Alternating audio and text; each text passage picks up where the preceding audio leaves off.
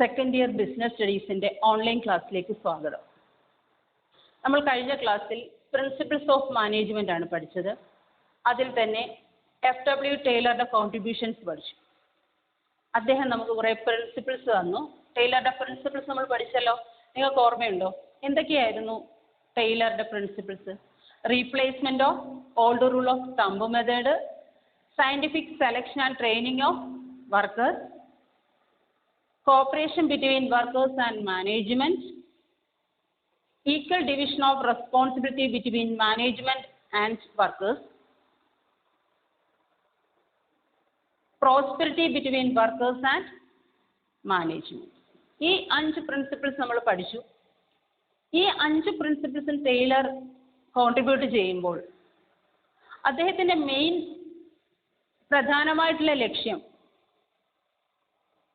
Change the mental attitude of workers. അദ്ദേഹം ഇങ്ങനെ principles contribute ചെയ്യുമ്പോൾ അതിൽ നിന്നുള്ള ആശയങ്ങൾ ഉൾക്കൊണ്ട് വർക്കേഴ്സും മാനേജ്മെൻറ്റും ഒരുപോലെ ഉൾക്കൊള്ളുമ്പോൾ രണ്ടുപേർക്കും പ്രയോജനപ്രദമായ രീതിയിലാണ് ഈ സയൻറ്റിഫിക് മാനേജ്മെൻ്റ് പ്രിൻസിപ്പിൾസ് തന്നിരിക്കുന്നത്. ഈ പ്രിൻസിപ്പിൾസിലൂടെ രണ്ട് കൂട്ടരുടെയും മെൻ്റൽ ആറ്റിറ്റ്യൂഡിനൊരു ചേഞ്ച് ഉണ്ടാകും. അപ്പം നമുക്ക് മനസ്സിലാവുമല്ലോ, ഓരോ പ്രിൻസിപ്പിൾ എടുക്കുമ്പോഴും അറിയാൻ രണ്ടുപേർക്കും പ്രയോജനമാണ്, രണ്ടുപേർക്കും തുല്യ പങ്കാളിത്തം കൊടുക്കുന്നു. അപ്പോൾ ഈ വർക്കേഴ്സിനും മാനേജ്മെൻറ്റും മെൻ്റൽ ആറ്റിറ്റ്യൂഡിന് ഒരു ചേഞ്ച് ഉണ്ടാവും. ഈ ചേഞ്ചിനെയാണ് നമ്മൾ എന്ത് പറയുന്നത്? Mental revolution. Mental revolution. അപ്പോൾ എന്താണ് mental revolution? The idea behind the principles of management of Taylor is the change in the mental attitude of workers and management. വർക്കേഴ്സിൻ്റെയും മാനേജ്മെൻറ്റെയും മെൻ്റൽ ആറ്റിറ്റ്യൂഡിന് ഒരു ചേഞ്ച് ഉണ്ടാകുന്ന ഈ പ്രിൻസിപ്പിൾസിലൂടെ. അതുകൊണ്ട് നമ്മൾ എന്ത് പറയുന്നു? ഈ മെൻ്റൽ ചേഞ്ചിനെയാണ് എന്ത് പറയുന്നത്? മെൻ്റൽ റെവല്യൂഷൻ എന്ന് പറയുന്നത്. അപ്പം നമ്മൾ 5 പ്രിൻസിപ്പിൾസും പഠിച്ചു കഴിഞ്ഞു. എന്താണ് മെൻ്റൽ റെവല്യൂഷൻ എന്നും പഠിച്ചു. ഇനി നമുക്ക് പഠിക്കാനുള്ളത്, അദ്ദേഹം FW ടൈലർ കുറേ ടെക്നിക്സുകൾ അല്ലെ എലമെൻറ്റ്സ് നമുക്ക് തന്നിട്ടുണ്ട്.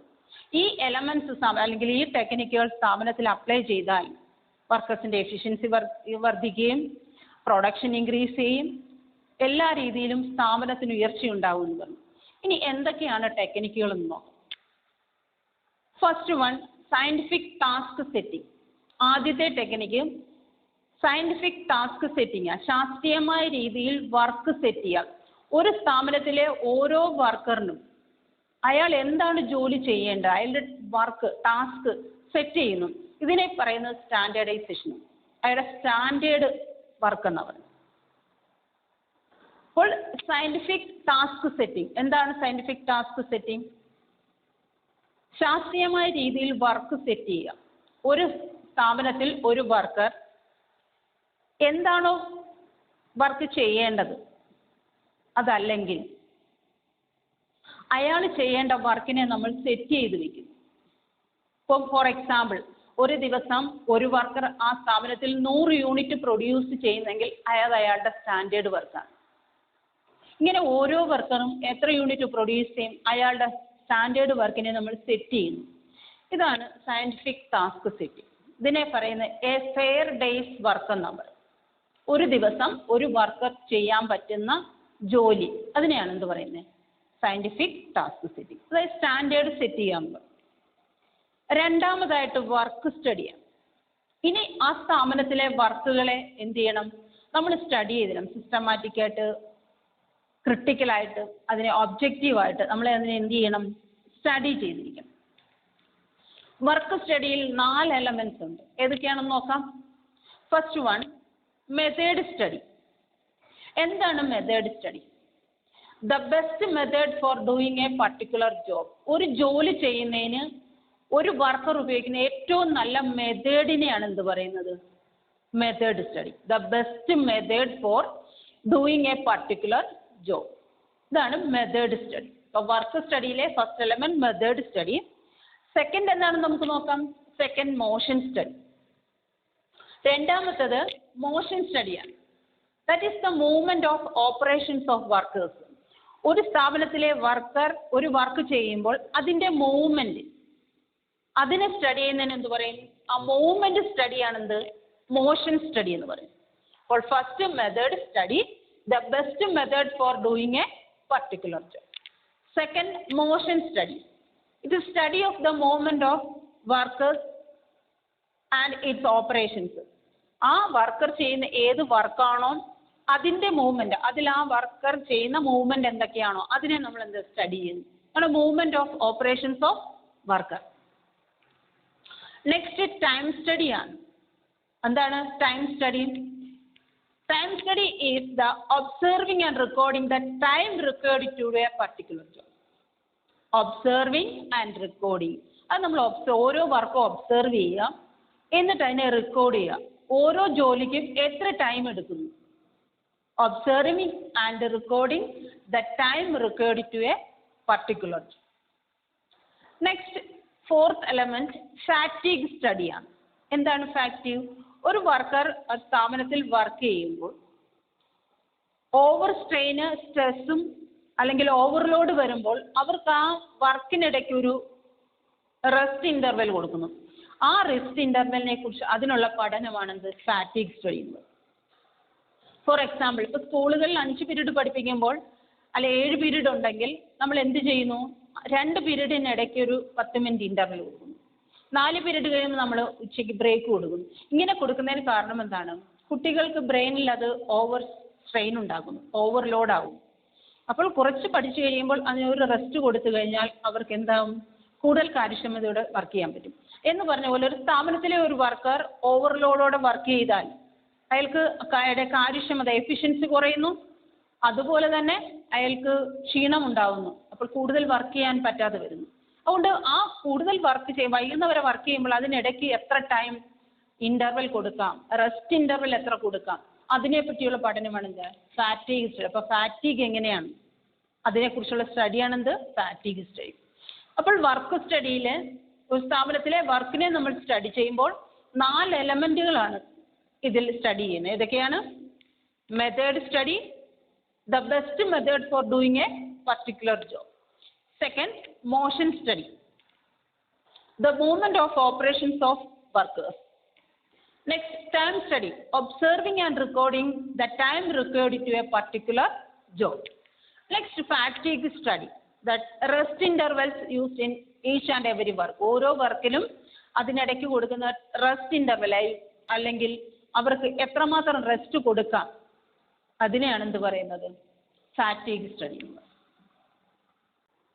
മൂന്നാമത്തെ ടെക്നിക്ക് നമുക്ക് പഠിക്കാനുള്ളത് പ്ലാനിങ് ദ ടാസ്ക് ആണ്. അപ്പോൾ ഫസ്റ്റ് ടെക്നിക്കിൽ FW ടൈലർ പറയുന്നുണ്ട് സയന്റിഫിക് ടാസ്ക് സെറ്റിംഗ്. ഓരോ വർക്കറുടെയും വർക്കിനെ നമ്മൾ സെറ്റ് ചെയ്തിരിക്കണം. ഒരു വർക്കർ ഒരു ദിവസം എത്ര യൂണിറ്റ് പ്രൊഡ്യൂസ് ചെയ്യാൻ പറ്റും, അതാണ് സയന്റിഫിക് ടാസ്ക് സെറ്റിംഗ്.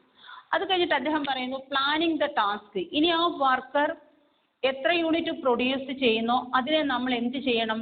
മുൻകൂട്ടി പ്ലാൻ ചെയ്തിരിക്കണം. ഒരു ആവറേജ് വർക്കർ എത്ര യൂണിറ്റ് പ്രൊഡ്യൂസ് ചെയ്യും, എന്നിട്ട് ആ വർക്കിനെ നമ്മൾ സെറ്റ് ചെയ്തിട്ട് അതിനെ പ്ലാൻ ചെയ്ത് അത് സിസ്റ്റമാറ്റിക് ആയിട്ടാണോ നടക്കുന്നതെന്ന് നോക്കുക. ഇതാണ് പ്ലാനിങ് ദ ടാസ്ക്. ഇവിടെ വർക്കർ കറക്റ്റായിട്ട് അയാളുടെ വർക്ക് കറക്റ്റായിട്ട് ചെയ്യാനായിട്ട് ശ്രമിക്കും. പ്ലാൻ ചെയ്ത് കൊടുത്തു കഴിഞ്ഞാൽ ഓട്ടോമാറ്റിക്കായിട്ട് എന്ത് ചെയ്യും? സിസ്റ്റമാറ്റിക്കായിട്ട് അത് വർക്ക് ചെയ്യും. അടുത്തത് ഫോർത്ത് ടെക്നിക് സ്റ്റാൻഡേർഡൈസേഷൻ ആണ്. എന്താണ് സ്റ്റാൻഡേർഡൈസേഷൻ? ഇവിടെ FW ടൈലർ പറയുന്നത് ഒരു സ്ഥാപനത്തിലെ ഏത് കാര്യങ്ങൾക്കും ഒരു സ്റ്റാൻഡേർഡ് വേണം. ഇപ്പം എന്തൊക്കെ കാര്യങ്ങൾക്കാണ്? മെറ്റീരിയൽസ്, പ്രോഡക്ട്സിന്, മെറ്റീരിയൽസിന്, അതുപോലെ തന്നെ വർക്കിംഗ് കണ്ടീഷന്, ടൂൾസ്, എക്യുപ്മെന്റ്സ്, മെത്തേഡ്സ്, എല്ലാ കാര്യങ്ങൾക്കും നല്ലൊരു സ്റ്റാൻഡേർഡ് കീപ്പ് ചെയ്താൽ എന്താണെന്നാ പറയുന്നത്? ആ സ്ഥാപനം ഏറ്റവും നല്ല രീതിയിൽ മുന്നോട്ട് പോകുന്ന പറയുന്നത്. അപ്പോൾ സ്റ്റാൻഡേർഡൈസേഷൻ ഒരു സ്ഥാപനത്തിൽ അത്യാവശ്യമാണെന്ന് FW ടൈലർ ടെക്നിക്കിലൂടെ നമുക്ക് മനസ്സിലാകുന്നു. ഇപ്പോൾ ഫോർ എക്സാമ്പിൾ നമ്മളൊരു കടയിൽ പോയാൽ നമ്മൾ പറയും നല്ല സ്റ്റാൻഡേർഡ് പ്രോഡക്റ്റ് ആണ് ആ കടയിൽ, വില കൂടിയാലും സ്റ്റാൻഡേർഡ് വേണം. ഇപ്പോൾ നമ്മൾ എന്ത് ചെയ്യും? വില കൂടുതലാണെങ്കിലും സ്റ്റാൻഡേർഡ് പ്രോഡക്റ്റ് ഉള്ള കടയിലേക്ക് പോകാൻ ശ്രമിക്കുന്നത് തുടങ്ങാം. ആ സ്റ്റാൻഡേർഡ് പ്രോഡക്റ്റുകൾ നമുക്ക് ആവശ്യമല്ല, അത് നിലനിൽക്കുന്നു, ദീർഘകാലം നിലനിൽക്കുന്നതാണ്. എന്നാൽ ചീപ്പ് റേറ്റിൽ കിട്ടുന്ന സ്റ്റാൻഡേർഡ് ഇല്ലാത്ത പ്രോഡക്റ്റ് ആണെങ്കിലോ അത് പെട്ടെന്ന് നശിച്ചു പോവുകയും ചെയ്യും. അപ്പോൾ നമ്മൾ ഏതാണ് കീപ്പ് ചെയ്യുന്നത്? Standard build. അതുപോലെ ഏതൊരു സ്ഥാപനത്തിലും FW ടൈലർ എന്താണ് പറയുന്നത്? സ്റ്റാൻഡേർഡ് കീപ്പ് ചെയ്തിരിക്കണം. ടൂൾസിനും എക്യുപ്മെന്റ്സിനും പ്രോഡക്റ്റിനും മെറ്റീരിയൽസ് ലേബറിന് വരെ ഒരു സ്റ്റാൻഡേർഡ് കീപ്പ് ചെയ്തിരിക്കണം. നമ്മൾ പറഞ്ഞു planning the task, standardisation. Next differential piece rate system അല്ലെങ്കിൽ ഡിഫറൻഷ്യൽ പീസ് റേറ്റ് പ്ലാൻ എന്ന് പറയും. എന്താണ് ഡിഫറൻറ്റ്? പേരിൽ തന്നെയുണ്ട് ഡിഫറൻഷ്യൽ, വ്യത്യസ്തമായ പീസ് റേറ്റ് സിസ്റ്റം. എവിടെയാണ് ആർക്കാണ് വ്യത്യസ്തമായ പീസ് റേറ്റ് കൊടുക്കുന്നത്? നമ്മൾ ശാസ്ത്രീയമായ രീതിയിൽ ടാസ്ക് സെറ്റ് ചെയ്തു, അത് പ്ലാൻ ചെയ്തു. ഇവിടെ ഒരു വർക്കറുടെ വർക്കിനെ നമ്മൾ ഫിക്സ് ചെയ്യുമ്പോൾ, സെറ്റ് ചെയ്ത് വെക്കുമ്പോൾ ആ വർക്ക് ഇപ്പം എല്ലാ വർക്കർക്കും ഒരേപോലെ നമുക്ക് സാലറി കൊടുക്കേണ്ടെന്നായിട്ട് FW ടൈലർ പറയുന്നത്. കാരണം സ്റ്റാൻഡേർഡ് പെർഫോമൻസിനേക്കാൾ കൂടുതൽ വർക്ക് ചെയ്താൽ, എക്സീഡ് ചെയ്താൽ അയാൾക്ക് ഹൈ റേറ്റും, ഇനി സ്റ്റാൻഡേർഡ് വർക്കിനേക്കാൾ കുറവാണെങ്കിൽ നമ്മൾ എന്ത് ചെയ്യണം? അയാൾക്ക് കുറച്ച് റേറ്റും കൊടുക്കാനാണ് പറഞ്ഞത്. അപ്പോൾ എന്ത് സംഭവിക്കും? വർക്കേഴ്സ് കൂടുതൽ കാര്യക്ഷമതയോടെ വർക്ക് ചെയ്യും. എന്തിനു വേണ്ടി? കൂടുതൽ പ്രോഫിറ്റ് കിട്ടാൻ, അവർക്ക് കൂടുതൽ വേജ് കിട്ടാൻ വേണ്ടി അവരെന്ത് ചെയ്യും? കാര്യക്ഷമതയോടെ വർക്ക് ചെയ്യും. ഇതാണ് ഡിഫറൻഷ്യൽ പീസ് റേറ്റ്. ഇതും FW ടൈലർ നമുക്കൊന്നൊരു ടെക്നിക്കാണ്. വർക്കേഴ്സിന്റെ കാര്യക്ഷമത വർദ്ധിക്കാൻ, അല്ലെ അവർക്ക് കൂടുതൽ വേജ് കിട്ടാൻ, അല്ലെ സ്ഥാപനത്തിന്റെ പ്രൊഡക്ഷൻ ഇൻക്രീസ് ചെയ്യാൻ, പ്രോഫിറ്റ് ഇൻക്രീസ് ചെയ്യാൻ എന്ത് ചെയ്യണമെന്ന് പറഞ്ഞ് differential piece rate system apply ചെയ്യാം. പിന്നെ പ്രത്യേകത എന്തുവാ? ഒരു ദിവസം ഒരു വർക്കർ 100 യൂണിറ്റ് പ്രൊഡ്യൂസ് ചെയ്യുന്നെങ്കിൽ അയാളുടെ സ്റ്റാൻഡേർഡ് 100 യൂണിറ്റ് ആണ്. അയാൾ 150 യൂണിറ്റ് പ്രൊഡ്യൂസ് ചെയ്യുമെങ്കിൽ അയാൾക്ക് എന്ത് ചെയ്യണം? ഹൈ റേറ്റ് കൊടുക്കുക. 100 യൂണിറ്റ് പ്രൊഡ്യൂസ് ചെയ്യേണ്ട ആൾ 50 യൂണിറ്റ് പ്രൊഡ്യൂസ് ചെയ്യുന്നുള്ളെങ്കിലോ അയാൾക്ക് കുറഞ്ഞ റേറ്റ് കൊടുക്കുക. അപ്പോൾ രണ്ടുപേർക്ക് 2 റേറ്റാണ്. എന്തുകൊണ്ട്? അവർ രണ്ട് രീതിയിൽ വർക്ക് ചെയ്യുന്നു. ഇതാണ് differential piece rate system. Next specialisation ആണ്. ഇത് പറയുന്നത് വൈദഗ്ധ്യവൽക്കരണം. ഇതിന് മറ്റൊരു പേര് ശരിക്കും FW ടൈലറിന്റെ ടെക്നിക്ക് പഠിക്കുമ്പോൾ ഏറ്റവും ഇമ്പോർട്ടൻറ്റ് സ്പെഷ്യലൈസേഷൻ ആണ്. കാരണം ഫങ്ഷണൽ ഫോർമാൻഷിപ്പ് എന്നാണ് ഇത് നമ്മൾ പറയുന്നത്. ഫങ്ഷൻ, ആ പേരുകൊണ്ട് തന്നെ നമ്മൾ ഐഡന്റിഫൈ ചെയ്യുന്നുണ്ട്. എന്താണ് ഫങ്ഷണൽ ഫോർമാൻഷിപ്പ്? ഫങ്ഷന്റെ അടിസ്ഥാനത്തിൽ ഫോർമാനെ തരംതിരിക്കും. ഇത് നമുക്ക് ഡീറ്റെയിൽ ആയിട്ട് പഠിക്കാം. FW ടൈലറിന്റെ 6ാമത്തെ ടെക്നിക്ക് സ്പെഷ്യലൈസേഷൻ അല്ലെങ്കിൽ ഫങ്ഷണൽ ഫോർമാൻഷിപ്പ്. സ്പെഷ്യലൈസേഷൻ അതല്ലെങ്കിൽ എന്താണ് പറയുന്നത്? ഫങ്ഷണൽ ഫോർമാൻഷിപ്പ് എന്നാണ് അറിയപ്പെടുന്നത്. എന്താണ് സ്പെഷ്യലൈസേഷൻ? ഏതൊരു സ്ഥാപനത്തിലും FW ടൈലർ അഡ്വക്കേറ്റ് ചെയ്യുന്നു, അല്ലെങ്കിൽ അദ്ദേഹം പറഞ്ഞിരിക്കുന്നത് എന്താണ്, ആർഗ്യൂ ചെയ്തിരിക്കുന്നത്, ഏതൊരു സ്ഥാപനത്തിലും സ്പെഷ്യലൈസേഷൻ വേണമെന്നാണ്. എല്ലാ ലെവലുകളിലും സ്പെഷ്യലൈസേഷൻ. അപ്പോൾ അദ്ദേഹം പറയുന്നത് ഒരു ഫാക്ടറിയിൽ സ്പെഷ്യലൈസേഷൻ അല്ലെ functional management, functional foremanship apply ചെയ്തിരിക്കണമെന്നാണ്. എന്താണ് ഈ ഫങ്ഷണൽ ഫോർമാൻഷിപ്പ്? ഒരു ഫാക്ടറിയിൽ ഒരു ഫോർമാന് പകരം 8 ഫോർമാനെ നിയമിക്കണമെന്നാണ് പറയുന്നത്. ട്രഡീഷണൽ ആയിട്ട് നമ്മൾ എന്താ ചെയ്തിരുന്നത്? കുറേ വർക്കേഴ്സിന് ഒരു ഫോർമാനെ കൊടുക്കുന്നത്. ആ ഒരു ഫോർമാന്റെ കൺട്രോളിലാണ് കുറേ വർക്കേഴ്സ് വർക്ക് ചെയ്തിരുന്നത്. എന്നാൽ FW ടൈലർ ആർഗ്യൂ ചെയ്യുന്നത് എന്താണ്? അദ്ദേഹം നിർദ്ദേശിക്കുന്ന, നമുക്ക് തരുന്നൊരു ഉപദേശമാണ്, എപ്പോഴും ഒരു സ്ഥാപനത്തിൽ അതാത് ലെവലുകളിലേക്ക്, അത് ഓരോ ജോലിക്കും ഓരോ ഫോർമാനെ നിയമിച്ചാൽ ആ ജോലിയിൽ അവർ പെർഫെക്റ്റ് ആയിരിക്കും. അത് കറക്റ്റായിട്ട് ചെയ്യാൻ സഹായിക്കും. അപ്പോൾ FW ടൈലർ ടോട്ടൽ ആ വർക്കിനെ, അദ്ദേഹം ഫങ്ഷൻസിനെ അദ്ദേഹം 2ആയിട്ട് തരംതിരിക്കുന്നു. Planning ഡിപ്പാർട്ട്മെന്റും production ഡിപ്പാർട്ട്മെന്റും. ഒരു സ്ഥാപനത്തിലെ ടോട്ടൽ വർക്കിനെ 2ആയി തിരിക്കുന്നു, പ്ലാനിംഗ് ആൻഡ് പ്രൊഡക്ഷൻ. പ്ലാനിംഗ് ഡിപ്പാർട്ട്മെന്റിൽ 4 ഫോർമാൻ ഉണ്ട്. പ്ലാനിംഗ് ഡിപ്പാർട്ട്മെന്റിൽ 4 ഫോർമാൻ. ഏതൊക്കെയാണ് നമുക്ക് നോക്കാം. ഫസ്റ്റ്, പ്ലാനിംഗ് ഡിപ്പാർട്ട്മെന്റിൽ 4 ഫോർമാൻ ഉണ്ട്. First route clerk, second instruction card clerk, third time and cost clerk, fourth disciplinarian. ആരൊക്കെയാണ് പ്ലാനിംഗ് ഡിപ്പാർട്ട്മെന്റിലെ? Route clerk, instruction card clerk, time and cost clerk, disciplinarian. ഈ 4 ഫോർമാനെയാണ് പ്ലാനിംഗ് ഡിപ്പാർട്ട്മെന്റിൽ നിയമിക്കേണ്ടത്. ഇനി പ്രൊഡക്ഷൻ ഡിപ്പാർട്ട്മെന്റിലോ gang boss, speed boss, repair boss and fourth inspector. Production ഡിപ്പാർട്ട്മെന്റിൽ 4 foreman വേണം. ആരൊക്കെയാണ്? Gang boss, speed boss, repair boss, inspector. ഇങ്ങനെ ഒരു ഫാക്ടറിയിൽ ഫങ്ഷണൽ ഫോർമാൻഷിപ്പ് അപ്ലൈ ചെയ്താൽ സ്പെഷ്യലൈസേഷൻ വന്നാൽ 8 ഫോർമാനെ നിയമിക്കണം. പ്രൊഡക്ഷൻ ഡിപ്പാർട്ട്മെന്റിലും പ്ലാനിംഗ് ഡിപ്പാർട്ട്മെന്റിലും പ്രൊഡക്ഷൻ ഡിപ്പാർട്ട്മെന്റിലുമായിട്ട്. പ്ലാനിംഗ് ഡിപ്പാർട്ട്മെന്റിൽ ആരൊക്കെയാണ്? Route clerk, instruction card clerk, time and cost clerk, disciplinarian. Production ഡിപ്പാർട്ട്മെന്റിലെ gang boss, speed boss, repair boss, inspector. ഇങ്ങനെ 8 ഫോർമാനാണ് ഫങ്ഷണൽ ഫോർമാൻഷിപ്പിൽ FW ടൈലർ സജസ്റ്റ് ചെയ്യുന്നത്. ഇനി ഇതാരൊക്കെയാണെന്ന് നമുക്കൊന്ന് വിശദമായി ഇവരുടെ ജോലി എന്താണ്, ഈ 8 ഫോർമാന്റെയും ഡ്യൂട്ടി എന്താണെന്ന് നമുക്കിനി നോക്കാം. ഇനി ഈ ഫങ്ഷണൽ ഫോർമാൻഷിപ്പിന്റെ 8 ഫോർമാൻ ആരൊക്കെയാണ്, അവരുടെ ഡ്യൂട്ടി എന്താണെന്ന് നമുക്ക് നോക്കാം. ഫസ്റ്റ്, പ്ലാനിംഗ് ഡിപ്പാർട്ട്മെന്റിലെ റൂട്ട് ക്ലർക്ക്. എന്താണ് റൂട്ട് ക്ലർക്കിന്റെ ജോലി? The route through which the production process shall pass to completion. Production പ്രോസസ്സിന്റെ റൂട്ട്, ഒരു പ്രൊഡക്ഷൻ നടക്കുമ്പോൾ ആ പ്രൊഡക്ഷൻ ഏറ്റവും നല്ല റൂട്ട് പറഞ്ഞു കൊടുക്കുക. അതാരാണ്? Route clerk. The route through which the production process shall pass to completion. Instruction card clerk. അടുത്ത എന്താണ്?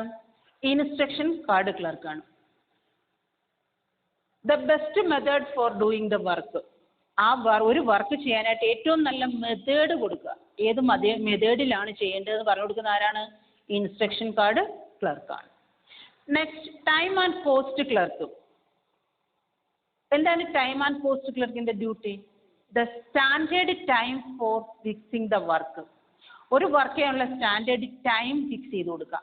And calculations.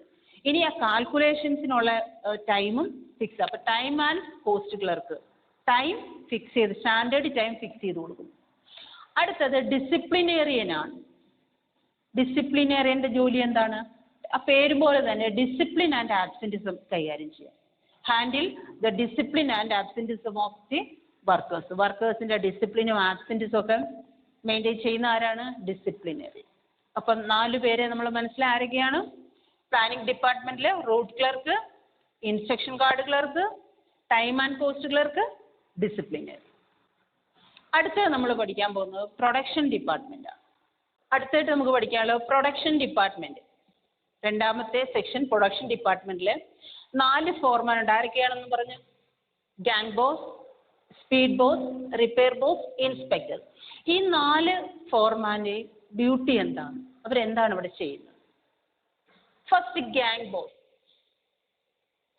ഇപ്പൊ ഗ്യാങ് ബോസിന്റെ ഡ്യൂട്ടി എന്താണ്? To assemble the machines and tools in working condition. മെഷീൻസും ടൂൾസും അസംബിൾ ചെയ്യുക ഫോർ എ പർട്ടിക്കുലർ ജോബ്. ഒരു പ്രത്യേക ജോലിക്കായിട്ട് ടൂൾസിനെയും മെഷീൻസിനെയും എക്യുപ്മെന്റ്സും എല്ലാം അസംബിൾ ചെയ്ത് വയ്ക്കുക. അപ്പോൾ മെഷീൻസ് എല്ലാം പല പാർട്സ് ആയിട്ട് ഇരിക്കുകയാണ്. അതിനെല്ലാം എന്ത് ചെയ്യും? അസംബിൾ ചെയ്ത് വർക്കേഴ്സിന് വർക്ക് ചെയ്യാനുള്ള ഒരു കണ്ടീഷനിലേക്ക് എത്തിക്കുക. അപ്പം ടൂൾസും എക്യുപ്മെന്റ്സും മെഷീൻസിലെ അസംബിൾ ചെയ്യുന്ന ജോലിയാണ് ആർക്ക്? ഗ്യാങ് ബോസിന്. ഇനി സ്പീഡ് ബോസോ? To determine the machines. ഇനി സ്പീഡ് ബോസിന്റെ ഡ്യൂട്ടി എന്താണ്? To determine the speed to run a machine. ഓരോ മെഷീനും റൺ ചെയ്യുന്ന സ്പീഡ് ഡിറ്റർമിൻ ചെയ്യും. അതാണ് ആരുടെ ജോലി? Speed boss. പേരുകൊണ്ട് തന്നെ നമുക്കറിയാം. അടുത്ത റിപ്പയർ ബോസ് ആണ്. പേരുകൊണ്ട് അറിയാം, റിപ്പയർ ചെയ്യുന്ന ആൾ. എന്താണ് ചെയ്യുന്നത്? The machines, equipments and tools are in working condition. ടൂൾസിനെയും മെഷീൻ എക്യുപ്മെന്റും വർക്കിംഗ് കണ്ടീഷൻ, അതായത് എന്തെങ്കിലും ഫോൾട്ട് വന്നാൽ അതിനെയെല്ലാം എന്ത് ചെയ്യുക? റിപ്പയർ ചെയ്ത് വർക്കിംഗ് കണ്ടീഷനിൽ വെക്കുക എന്നുള്ള ആരുടെ ജോലി? Repair boss. പേരുകൊണ്ട് തന്നെ നമുക്കറിയാം, റിപ്പയർ ചെയ്യുന്ന ആൾ, റിപ്പയർ ബോസ്. ഇനി ഇൻസ്പെക്ടർ. ഇൻസ്പെക്ടറുടെ ഡ്യൂട്ടി എന്താണ്? Checking the quality of the work done. ഓരോ വർക്കേഴ്സും ചെയ്യുന്ന വർക്കിന്റെ ക്വാളിറ്റി ചെക്ക് ചെയ്യും. അതാണ് ആര് ചെയ്യുന്നത്? ഇൻസ്പെക്ടർ. ഇൻസ്പെക്ട് ചെയ്യുക. അപ്പോൾ പ്രൊഡക്ഷൻ ഡിപ്പാർട്ട്മെന്റിൽ ആരൊക്കെയാണ് നമ്മൾ പറഞ്ഞു? Gang boss, speed boss, repair boss, inspector. 4 പേരുടെയും ഡ്യൂട്ടികൾ മനസ്സിലായല്ലോ. അപ്പോൾ FW ടൈലറിന്റെ ടെക്നിക്കുകളിൽ ഏറ്റവും പ്രധാനം ഏതാണ്? ഫങ്ഷണൽ ഫോർമാൻഷിപ്പ് തന്നെയാണ്. അതായത് സ്പെഷ്യലൈസേഷൻ. എന്താണ് ഇതിന്റെ പ്രത്യേകത? അദ്ദേഹം പറയുന്നു, ഒരു സ്ഥാപനത്തിൽ കുറേ വർക്കേഴ്സിന് ഒരു ഫോർമാനെ കൊടുക്കുമ്പോൾ ഇവിടെ ഓരോ വിങ്ങിലും ഓരോ ഫോർമാൻ, അതായത് 2 സെക്ഷനായിട്ട് തിരിച്ചിട്ട് 4 ഫോർമാനെ കൊടുക്കുമ്പോൾ ഓരോ വർക്കിനും ഓരോ ഫോർമാൻ ആകുമ്പോൾ ആ ജോലിയിൽ അവിടെ വൈദഗ്ധ്യം ഉണ്ടാവും. അവരത് പെർഫെക്റ്റ് ആയിട്ട് ചെയ്യുന്നു. എല്ലാ ജോലിയും കൂടെ ഒരാൾ ചെയ്യേണ്ട, ഓരോ ജോലിക്കും ഓരോ ഫോർമാൻ. അപ്പോൾ 8 ഫോർമാൻ ആകുമ്പോൾ അവിടെ എന്തുണ്ടാകുന്നു? സ്പെഷ്യലൈസേഷൻ ഉണ്ടാകുന്നു, വൈദഗ്ധ്യവൽക്കരണം ഉണ്ടാകും. ഇതാണ് FWTയിലെ ഏറ്റവും പ്രധാനപ്പെട്ട ടെക്നിക്ക്. അപ്പോൾ നമ്മളിന്ന് പഠിച്ച ടെക്നിക്സ് ആണ് techniques of FW Taylor. Scientific മാനേജ്മെൻറ്റിൻ്റെ ടെക്നിക്കുകളാണ്. ടെക്നിക്സ് ഓഫ് സയൻറ്റിഫിക് മാനേജ്മെൻറ്റ് ഏതൊക്കെയായിരുന്നു പഠിച്ചത്? Scientific task setting, second work study. Work സ്റ്റഡിയിൽ 4 എലമെൻ്റ് ഉണ്ടെന്ന് പറഞ്ഞു. ഏതൊക്കെയായിരുന്നു? Method study, motion study, time study and fatigue study. Next planning the task. അടുത്ത എന്തായിരുന്നു പഠിച്ചേ? പ്ലാനിങ് ദ ടാസ്ക് കഴിഞ്ഞ് ഡിഫറൻഷ്യൽ പീസേജ് സിസ്റ്റം. അടുത്ത എന്താ പഠിച്ചേ? സ്പെഷ്യലൈസേഷൻ അല്ലെങ്കിൽ ഫങ്ഷണൽ ഫോർമാൻഷിപ്പ്. ഫങ്ഷണൽ ഫോർമാൻഷിപ്പിൽ നമ്മൾ എന്തായിരുന്നു പറഞ്ഞേ? 8 ഫോർമാൻ ഉണ്ടെന്നും വർക്കിനെ എന്തായി 2ആയി തിരിച്ചു. Planning department, production department. അതായത് പ്ലാനിങ്ങും എക്സിക്യൂഷൻ ഡിപ്പാർട്ട്മെന്റ്. പ്ലാനിങ്ങിൽ ആയിരിക്കുക? Route clerk, instruction card clerk, time and cost clerk, disciplinarian. ഇനി പ്രൊഡക്ഷൻ ഡിപ്പാർട്ട്മെന്റിലോ gang boss, speed boss, repair boss, inspector. ഇതൊക്കെയാണ് FW ടൈലർ നമുക്ക് തന്ന കോൺട്രിബ്യൂഷൻസ്. അതായത് പ്രിൻസിപ്പിൾസ് തന്നു, അതിലൂടെ എന്ത് വന്നു? മെന്റൽ റെവല്യൂഷൻ ഉണ്ടായി, വർക്കേഴ്സിലും മാനേജ്മെന്റിന്റെയും മെന്റൽ ആറ്റിറ്റ്യൂഡിന് ചേഞ്ച് ഉണ്ടായി. പിന്നെ അദ്ദേഹം നമുക്ക് കുറേ ടെക്നിക്സ് തന്നു. FW ടൈലറിന്റെ ടെക്നിക്സ് ഏറ്റവും ഇമ്പോർട്ടൻ്റ് ആണ്. അപ്പോൾ FW ടൈലറിന്റെ കോൺട്രിബ്യൂഷൻസ് എല്ലാം ഒരു സ്ഥാപനത്തിൽ അപ്ലൈ ചെയ്താൽ ഏറ്റവും നല്ല രീതിയിൽ വർക്കേഴ്സിന്റെ കാര്യക്ഷമത വർദ്ധിക്കുന്നു, പ്രൊഡക്ഷൻ ഇൻക്രീസ് ചെയ്യുന്നു, പ്രോഫിറ്റ് ഇൻക്രീസ് ചെയ്യുന്നു. ആ സ്ഥാപനം ഏറ്റവും നല്ല രീതിയിൽ മുന്നോട്ട് പോകാൻ സാധിക്കും. അതുകൊണ്ട് FW ടൈലർ കോൺട്രിബ്യൂഷൻ ഏറ്റവും ഇമ്പോർട്ടൻ്റ് ആണെന്ന് നമുക്ക് പറയാം. ഇനി നമുക്ക് അടുത്തായിട്ട് പഠിക്കാനുള്ളത് ഹെൻറി ഫയോളിൻ്റെ കോൺട്രിബ്യൂഷൻസ് ആണ്. അത് നമുക്ക് അടുത്ത ക്ലാസ്സിൽ പഠിക്കാം.